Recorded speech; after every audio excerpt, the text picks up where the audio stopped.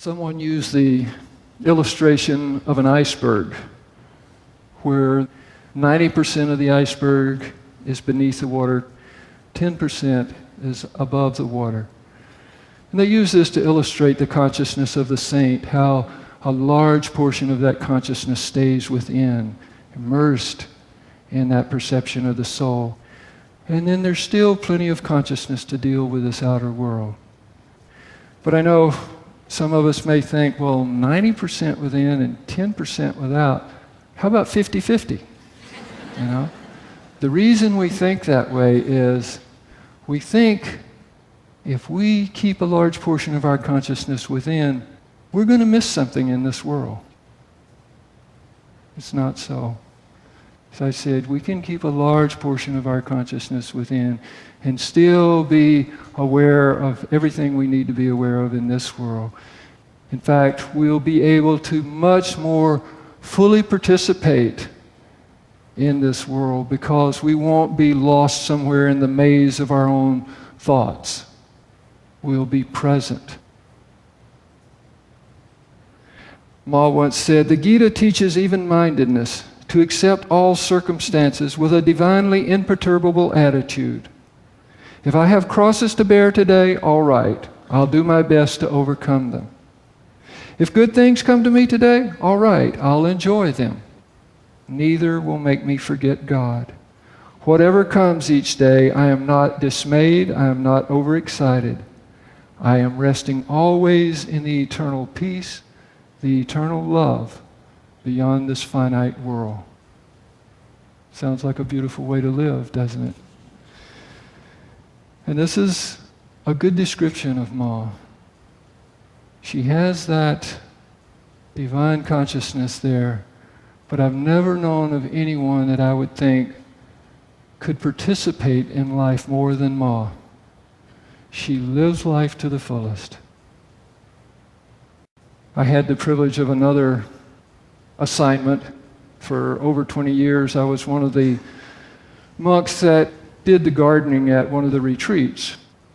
And there was a little office in the back of the retreat where Ma would often work. And one of the duties the monks had was to fill the hummingbird feeder.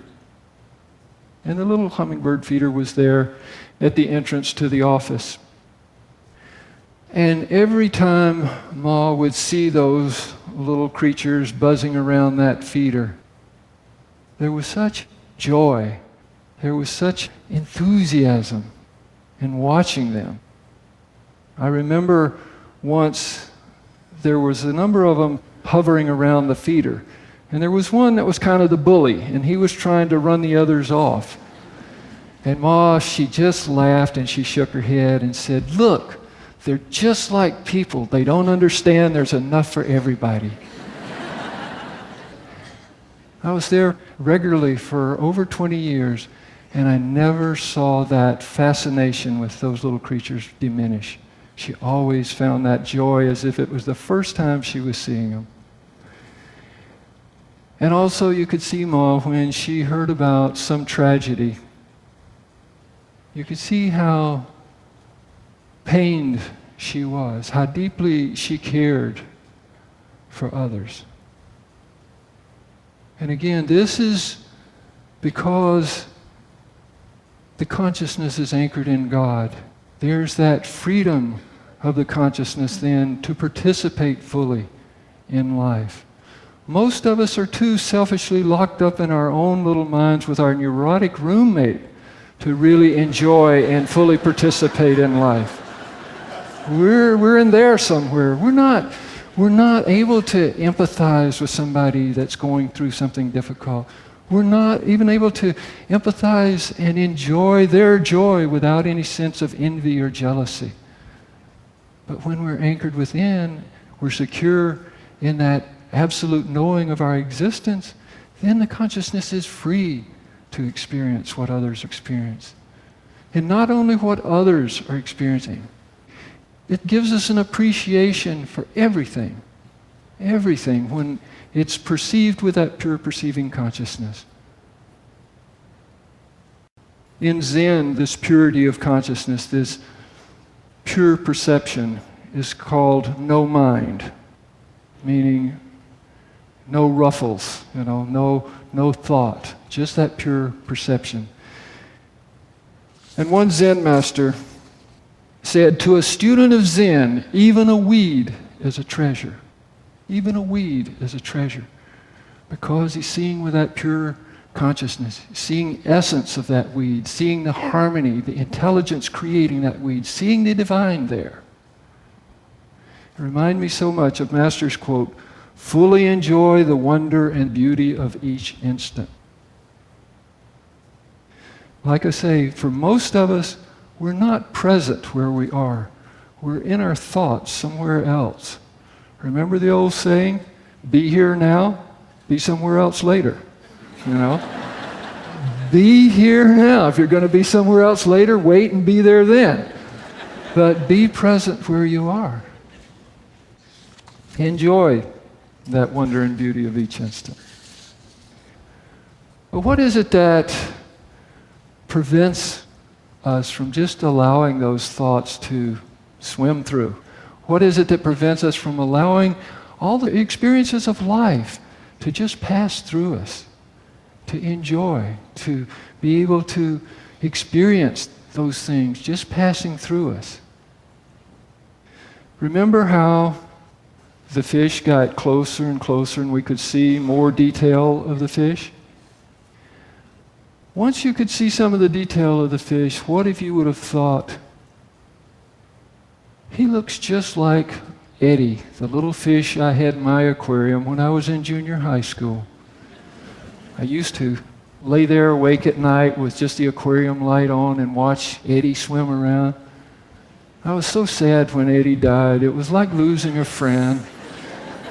And then you begin to think about the other pets you've lost and how sad you were. Before long, it's not just the thoughts that's preventing you from perceiving that pure consciousness. It's also the disturbance of the emotions. And when the emotions get involved, it's very difficult to release those thoughts. The emotions add tremendous energy there. So being able to release those thoughts, we have to be careful that we're not creating these strong emotions. Some of us have strong emotions about everything. This makes me so happy. This makes me so sad. I love this. I hate that. I mean, it's just... If we only knew the price we paid for those strong emotions. And Master tells us what the price is, and it's a pretty high one. Let me read you what he said. Man's egotistic feelings, expressing as likes and dislikes, are entirely responsible for the bondage of the soul to the body and earthly environment. Let me read it for you again. Man's egotistic feelings, expressing as likes and dislikes, are entirely responsible for the bondage of the soul to the body and earthly environment. It's the feeling that passes judgment on our thoughts and our experiences. It's the feeling that decides whether we like this or not. The thing is, when we cling to certain thoughts or sensations because we like them, and then we push other thoughts and sensations away because we don't like them, the same thing is happening. We're focusing on them, we're giving energy to them, we're holding them. We may think it's not that way, but you watch it. When you're pushing it away, you're still focusing on it. That's why in your meditation sometime watch. You'll have thoughts and you think, well, I shouldn't be thinking that kind of thought in meditation. That really makes me feel guilty. I wonder if Master really loves me if I think thoughts. You don't want that thought, but it's got you. So it doesn't matter whether we're liking it or disliking it. We're putting that energy on it. Best to be neutral and just let it pass through. When we get overly emotionally involved, right away that sacrifices our intuitive perception. Intuition cannot exist with the emotional disturbances. It's just incompatible, because intuition requires calmness, and the emotional disturbance creates these upheavals in the consciousness. We've been talking about how vitally important this calmness is for both our activity and our meditations. But even that calmness is not sufficient. Brother Bhaktananda was an ideal example of calmness. Brother Bhaktananda was Mr. Calmness. It was like one of the monks said of him one time, a bomb could go off in the next room and Brother may say, "Oh my." And that's about, I was around Brother for many years, and that was about the extent of any upheaval in Brother's consciousness I ever saw. That was his greatest exclamation. Oh my. He had been anchored in that stillness, in that calmness for many, many years. And Brother stressed the stillness of meditation. He stressed to us to make stillness a part of every meditation. But as much as Brother stressed stillness and calmness, he said stillness is not enough. He said stillness is not enough. There has to be love. If there's no love, if there's no devotion, if there's no desire for God, that calmness, that stillness will be sterile. There won't be that personal, sweet, loving presence of the divine there. Some of us may think, but I'm not the devotional type. Is devotion really necessary? Well, we can cultivate intuition to a degree without having devotion, just by being calm. But we cannot have that deep God communion without devotion. We'll never have that deep God communion, that intuitive experience then, without devotion. Master said, without devotion, no sadhana can take you to God. Without devotion, no sadhana can take you to God. He also said, only love makes you one with God. Only love makes you one with God.